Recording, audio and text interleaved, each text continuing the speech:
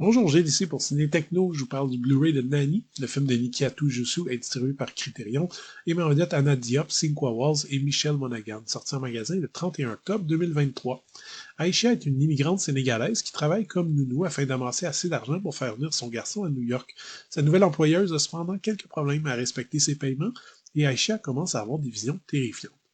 Le genre de l'épouvante et de l'horreur est à la croisée des chemins et pour les amateurs du genre, c'est une époque assez excitante. Les amateurs de gore pourront par exemple être satisfaits d'œuvres étonnamment populaires comme l'infatigable franchise Saw ou les petits nouveaux Terrifier, mais les productions Blumhouse ou A24 offrent aussi une nouvelle façon d'appréhender l'horreur à travers un prisme qui est peut-être plus psychologique et élégant. En parallèle à tout ça, le petit malin Jordan Peele a creusé une ornière pour un genre de film d'horreur axé sur les tensions raciales. Mine de rien, Nope et Us ont fait sensation, et il est assez clair que Nani en est le descendant direct. Mais le film de Nikiatu Jusu ne peut pas, selon moi, être considéré comme du sous-Jordan Peele, c'est vraiment une œuvre singulière, à part, qui déjoue constamment les attentes. Nani s'est fait connaître comme étant le premier film d'horreur à remporter le Grand Prix du jury au Festival de Sundance, mais là encore, je trouve l'étiquette un peu embêtante. Alors oui, il y a des visions inquiétantes, des références à des créatures surnaturelles et des effets chocs souvent efficaces, mais bien honnêtement, je trouve presque malhonnête d'appeler Nani un film d'horreur, quoique j'aurais aussi de la difficulté à identifier un genre précis ici.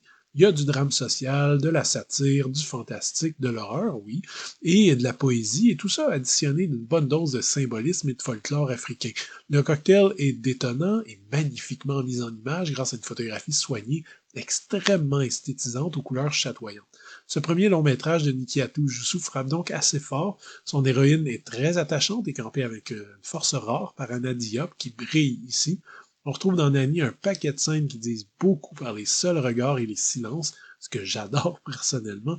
On comprend par exemple le racisme ordinaire que doit subir l'héroïne, mais c'est fait avec tellement de subtilité et de nuance que le film ne pointe jamais le doigt sur personne, il n'y a pas de méchant ou de caricature, simplement une situation difficile, presque inhumaine, causée finalement par tout un système et une histoire et non par des individus précis.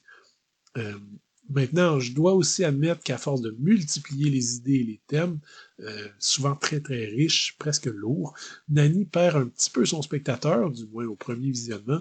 On a souvent l'impression d'aller quelque part, puis virer de bord brutalement pour encore faire un 90 degrés, un 180 degrés par là, dans le récit, et c'est comme ça jusqu'aux dernières secondes. L'expérience est souvent grisante, mais parfois aussi un peu irritante, parce que le film donne souvent l'impression de faire l'impasse sur des idées qui semblaient très prometteuses au départ. Ceci étant dit, depuis le visionnement, j'ai repensé au film plusieurs fois, il y a des images qui restent encore dans ma tête, ce qui est toujours un bon signe, et j'ai l'impression que les multiples visionnements risquent peut-être de révéler un film qui est plus cohérent qu'il n'en a l'air de prime abord. Le Blu-ray est présenté en 2.00 panoramique dans une image assez splendide qui met bien en valeur les couleurs et les images souvent aquatiques de l'œuvre. Les pistes audio sont offertes en anglais DTS AG 5.1 ou Lossless 2.0 et une piste descriptive en anglais est aussi disponible. Les sous-titres sont en anglais. Pour une édition Criterion, je dois dire que les suppléments semblent un petit peu limités. Ça reste très intéressant pour mieux comprendre la démarche de la réalisatrice. On trouve donc une featurette qui présente des entrevues avec la réalisatrice, l'actrice et le directeur de la photographie, qui sont tous absolument passionnants. Le disque présente aussi Suicide by Sunlight, un étonnant court-métrage de Nikiatu Jusu. C'est comme ça qu'elle s'est fait connaître un petit peu dans le milieu, ainsi qu'une bande-annonce. Le boîtier contient aussi un essai sur le film par la critique Angelica Jane Bastien, qui vaut amplement la lecture. Danny semble être vendu comme un film d'horreur, mais je veux que ce soit clair. C'est plutôt une sorte de rêverie allégorique très lourde en thématiques sur les tensions raciales, la maternité, l'immigration, l'héritage culturel et beaucoup d'autres. C'est une œuvre que j'ai trouvée très très belle et assez surprenante, même si au niveau émotionnel, j'ai pas embarqué comme j'aurais voulu. La faute peut-être à des ruptures de ton assez constantes. Cela dit, pour une première œuvre, c'est très prometteur. J'ai déjà hâte de voir ce que la réalisatrice va nous offrir par la suite.